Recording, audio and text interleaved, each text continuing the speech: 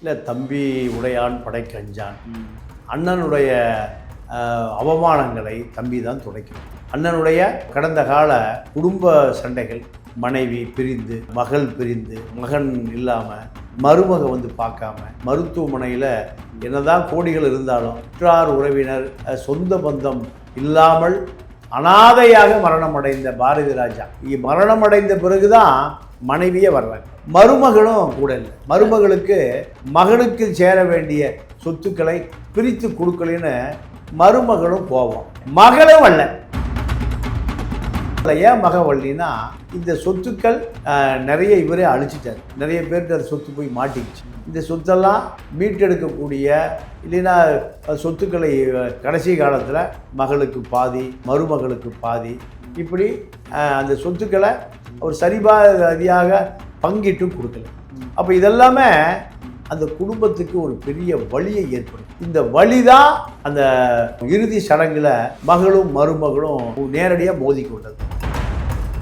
கங்கை மரம் பாரதி ராஜா இளையராஜா பிரச்சனைக்குள்ளேயே வள்ளியே. பாரதி ராஜா மேல உள்ள அன்பின் காரணமா கங்கை அமரன் உரிமை எடுத்துக்கொண்டது நியாயம்தான். ஏன்னா அவருடைய மரணத்துக்கு போராடுகிற பொழுது நீங்க எந்த வீடியோ பாருங்க, அவர் மனைவி இல்லை, மருமக இல்லை, மக இல்லை. ராதிகா தான் பல மாதங்கள் தொடர்ந்து போய் பார்த்ததுன்னு பல தகவல் சொல்றாங்க. அப்போ கங்கை மரன் சொன்னது என்ன தவறு? அப்ப சொத்து தான் முக்கியம், கணவன் முக்கியம் இல்லை, மகளுக்கு அப்பா முக்கியம் இல்லை, மருமகளுக்கு மாமனார் முக்கியம் இல்லை, இல்லையா?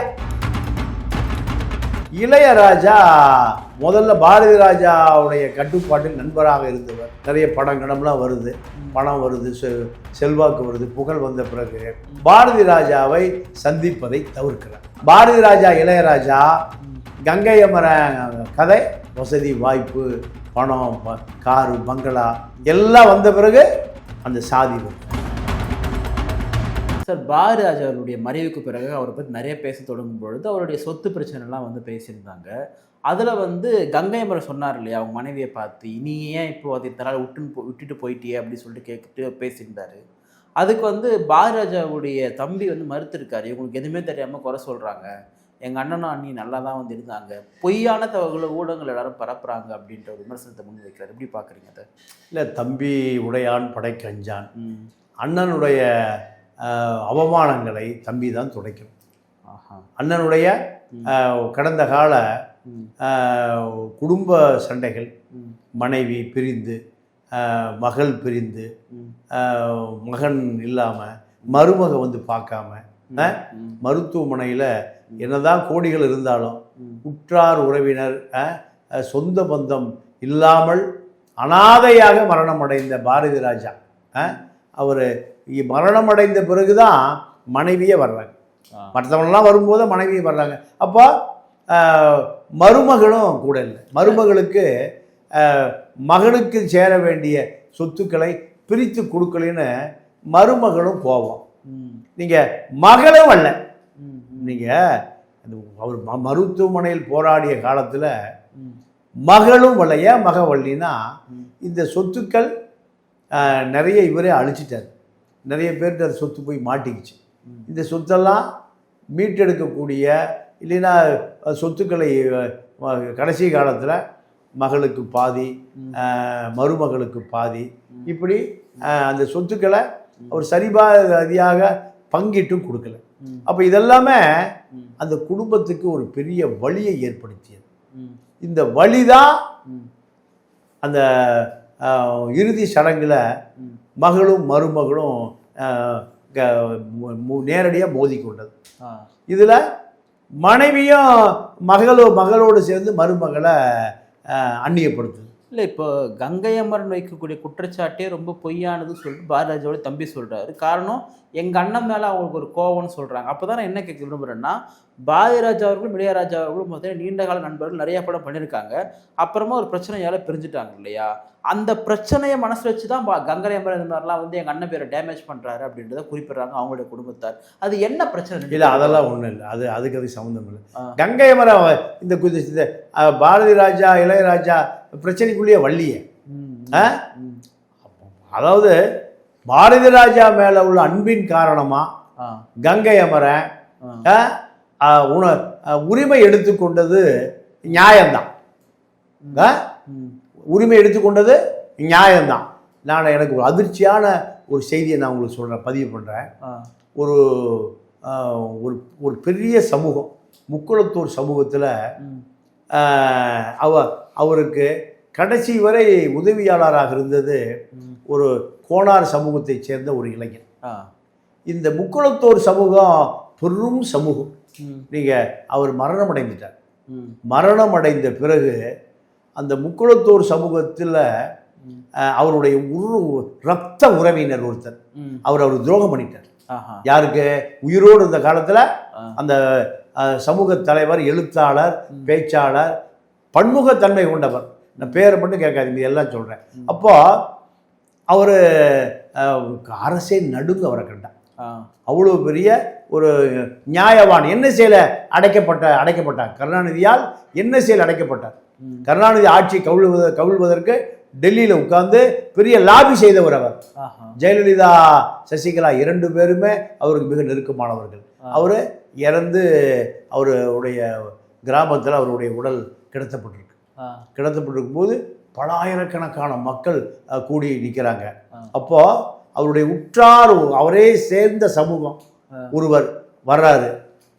வருகிற பொழுது இந்த யாதவ் சமூக இளைஞன் தடுத்து நிறுத்துறான்.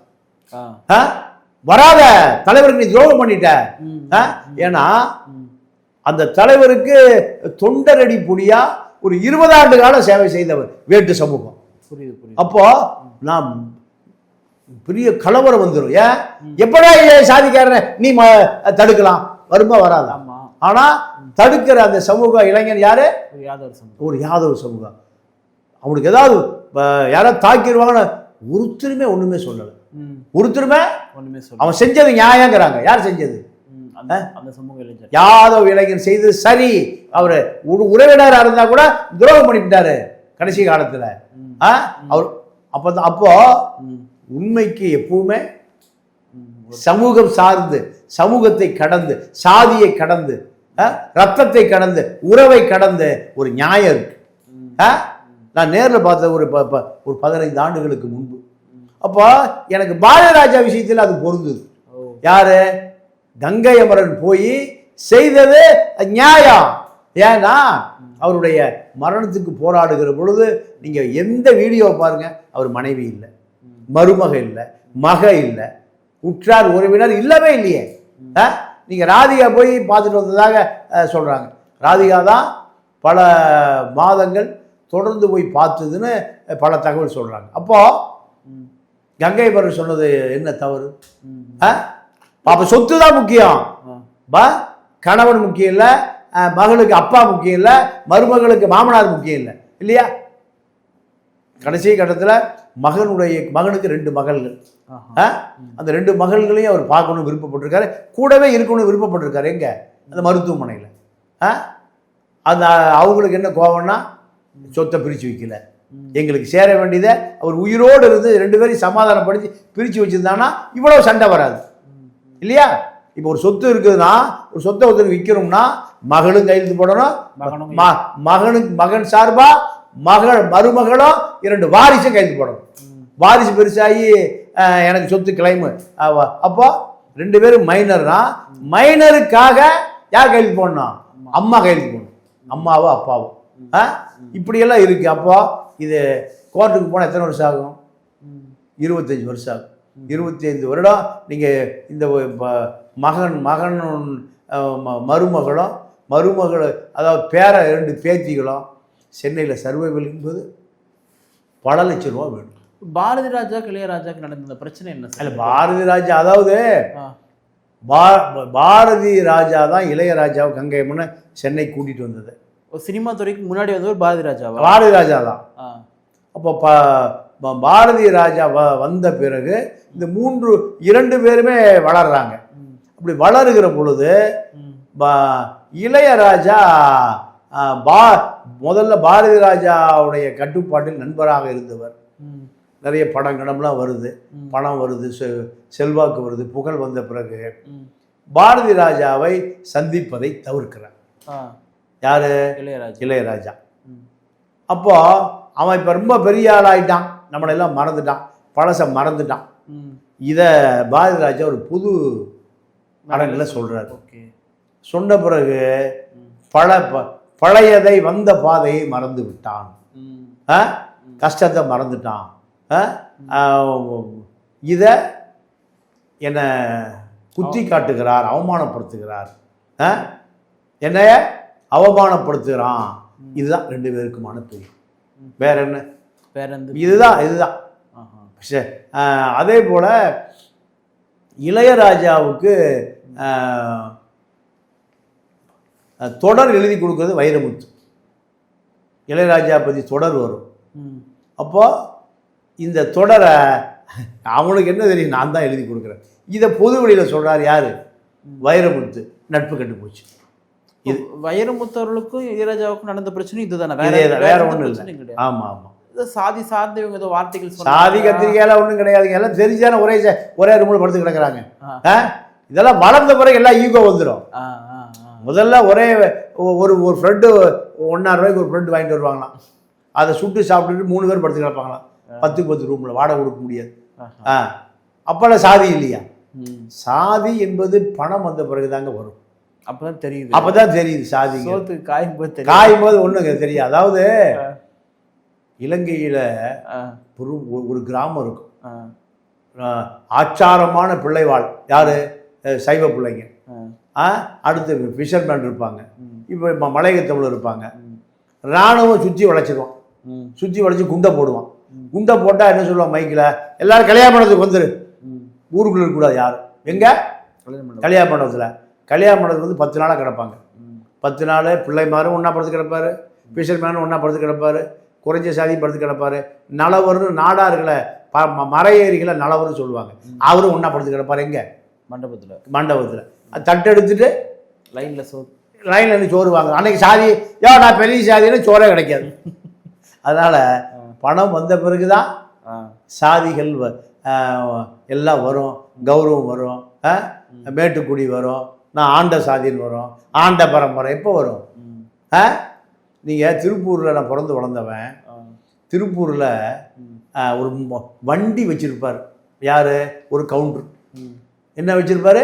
வண்டி, லோடு இருக்கிற வண்டி, அரிசி மூட்டை வண்டி. ஆமாம்.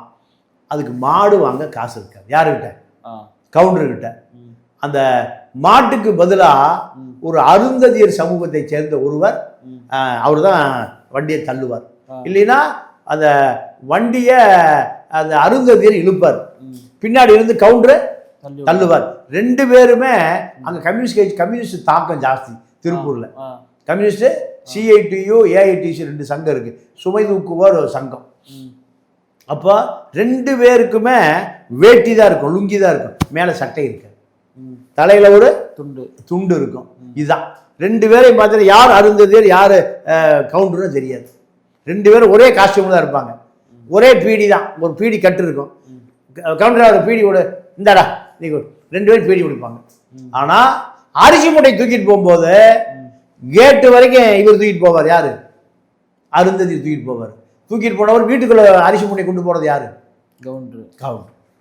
இப்போ ஒரு சின்ன, இப்போ இந்த ஏரியா இருக்குது, இந்த ஏரியாவில் ஒரு 10 மூட்டை அரிசி 10 வீட்டுக்கு கொடுக்கணும்னா 10 வீட்டுக்கும் அதை மளிகடைக்காரன் இந்த வண்டியில் ஏற்றி விட்டுருவான். 10 வீட்டுக்கு அரிசி. அன்னைக்கெல்லாம் பெரிய மூட்டை, இன்றைக்கெல்லாம் 10 கிலோ மூட்டை இருக்குது, அன்றைக்கெல்லாம் 50 கிலோ மூட்டை தான். அப்போ இந்த மூட்டையை தூக்கிட்டு எது வரைக்கும் போகிறது? வீட்டு வரைக்கும் போகிறது யார்? வீட்டுக்குள்ளே போகக்கூடாது. யார் அது? அதை மூட்டையை மாற்றுறது யார்? கவுண்டர். இப்படி தான். அப்போ இங்கே அதே சாதி இருக்கா? பொருளாதாரம் வந்த பிறகு சாதி வந்து எல்லாரும் படிச்சுட்டு பணக்காரட்ட சாதி மறந்து.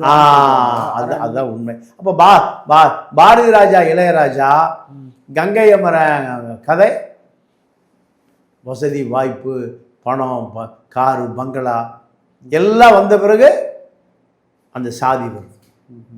சாதி எப்போ? ஒன்றா சாப்பிட்டுட்டு ஒரே தட்டில் சாப்பிட்டுட்டு படுத்து கிடக்கும்போது ஒரே தட்டு தான், ஒருத்தர் சாப்பிட்டா இன்னொருத்தர் அதே தட்டு தான் சாப்பிடணும். சிறையில் போய் ஏதாவது சாதியெல்லாம் சொல்ல முடியுமா? 6-10 பேர் ரூமில் ஒன்றா படுத்துக்க, தலை இங்கே இருக்கு, காலை இங்கே இருக்கு, விஜய் சொல்ல முடியுமா? முடியாது. இதுதான் உங்க காலத்துல தான் பாரதி ராஜா படங்கள்லாம் அதிகமா வருது. ஆமா, அன்னைக்கு ஆமா. வந்து ரொம்ப என்ன சொல்றது, இவர் தான் உச்சமான டைரக்டரேவா? ஆமா ஆமாம். நீங்கள் 77ல் 16 வயதில் வருது ரஜினி. அது உங்களுக்கு தெரியுமா? நல்லா நான் பார்த்துருக்கேன். எனக்கு 17 வயசு. அப்போ தான் எஸ்எல்சி. 17 வயசுனா எஸ்எல்சி முடிச்சாச்சு. அப்போ பாரதி ராஜா இயக்குனருக்காக படம் பார்க்குறது அப்போ இந்த பாரதி ராஜா படம், பாலு மகேந்திரா படம், பாலச்சந்தர், பாலு மகேந்திரா, பாரதி ராஜா, இவர் மகேந்திர உதிரி பூக்கள் ஒரு படம். அப்படியே ஊட்டியை சினிமா தேட்டருக்கு வச்சுருப்பாங்க. ஊட்டி கொடைக்கானல சினிமா தேட்டருக்குள்ள பார்க்கலாம். இப்படி அதை டைரக்டர்களுக்காக படம் பார்க்குற காலம் அதுதான். பாக்யராஜ் சிசியன் பாக்யராஜ் அதே மெயின்டைன் பண்ணார். இப்படி அதுக்கு பின்னாடி நாளாக அந்த இயக்குநர்களுக்காக படம் ஓட ஆரம்பிச்சது. மணிவண்ணனும் அப்போ ஒரு டாப்பான. ஆமாம், அதாவது சிசியன் யாருக்கு? பாரதி ராஜாவுக்கு சிசியன். பாரதி ராஜாவுக்கு சிசியன். மணிவண்ணன் வந்து அடிப்படையில் ஒரு கம்யூனிஸ்ட் நக்சல்பாரி. கம்யூனிஸ்ட் கூட இல்லை. அவரோட படங்கள் நான் கேட்கணும்னு நினைச்சது, அவரோட படங்கள்ல வந்து திமுக எதிர்ப்பு குறியீடுகள்லாம் அப்பவே இருக்குன்ற மாதிரி சொல்லுவாங்க. ஆமாம் உண்மைதான். அவர் நக்சல்பாரி இயக்கத்திலிருந்து வந்தவர். அவர் வந்து அந்த முக்குளத்தூர் சமூகம், அந்த சாதி அடையாளமே இருக்கு. சாதி கொங்கு பெல்ட்டில் தான் கம்யூனிஸ்டுகள் ஜாஸ்தி. ஒரு பெரிய பண்ணையார நக்சல்பாரிகள் பூரா போய் அந்த அழித்தொழிப்பு பண்ணுறாங்க. இது எப்போ நடந்ததுன்னா 86-7 வாக்கில். இதில் போராளிகளும் கலந்துக்கிறான். ஈழத்தமிழ் போராளிகளும் கலந்துக்கிறான். ஒரு பெரிய பண்ணையார் ஒரு 100 ஏக்கரா வச்சுருக்கான். அந்த 100 ஏக்கரா வச்சுருக்கிற பண்ணையார் அங்கே வேலை செய்கிற கூலி ஆட்களை பாலியல் தொந்தரவு, கட்டி வச்சு அடிக்கிறது. அப்போ இதை ஒரு முடிவு கொண்டு வரணும். இந்த அழித்தொழிப்பு தான் சுற்றி இருக்கிற சாதி ஆதிக்க அத்தனை பேருக்கும் ஒரு மரண பயத்தை கொடுக்கணும்னு அந்த ஒரு 100 ஏக்கரை வைத்திருக்கிற பண்ணையார் குடும்பத்தையே அழித்தொழிக்கிறாங்க. நக்சல்பாரிகளுடைய தாக்கம் கோயம்புத்தூர் நிறைய இருந்து. பக்கத்தில் கேரளா தீ கம்யூனிஸ்டுக்கும் அதை ஆமாம் தீவிரவாத கம்யூனிஸ்ட். நக்சல்பாரிகளை கோயம்புத்தூர் பக்கம் என்ன சொல்லுவான்? தீ கம்யூனிஸ்ட்னா கம்யூனிஸ்டிலேயே தீவிரவாதிகள் இன்னைக்கும் இருக்காங்களா? அவங்க இல்லை, நக்சல்பாரி மூவ்மெண்ட் தான். நக்சல்பாரி இல்லை. இப்போ கம்யூனிஸ்ட்ல இருந்து வலுவா இருக்கிற பகுதின்னு சொல்லி தமிழ்நாட்டில் டெல்டா எனக்கு தெரிஞ்சு நான் பார்க்குறேன். இன்னைக்கும் அப்படி இருக்கான்னு கேட்குறேன். இல்லை. இங்கே திருப்பூர் கோயம்புத்தூரில் ஆலை தொழிலாளர்கள், பஞ்சாலை தொழிலாளர்கள், ஸ்பின்னிங் மில்லு, பனியன் ஃபேக்ட்ரி வட இந்திய தொழிலாளி நம்பித்தான் ஓடுது. அப்புறம் அவன் எங்கே சங்கத்துக்கு வருவான்? கரெக்ட். நானே பனியன் தொழிற்சங்க ஒரு ட்ரேட் யூனியன் செக்ரட்டரி 96ல் அரசு தரப்பில் நானே கைது போட்டிருக்கேன். அரசு தரப்பு, முதலாளி தரப்பு, தொழிற்சங்க தரப்பு 3 கூட்டு கமிட்டி இருக்கும்ல.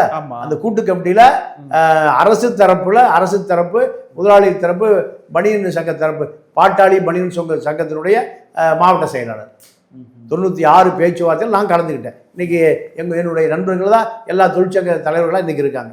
நிகழ்ச்சியில் பங்கேற்று பல்வேறு கருத்தில் நன்றி, வணக்கம்.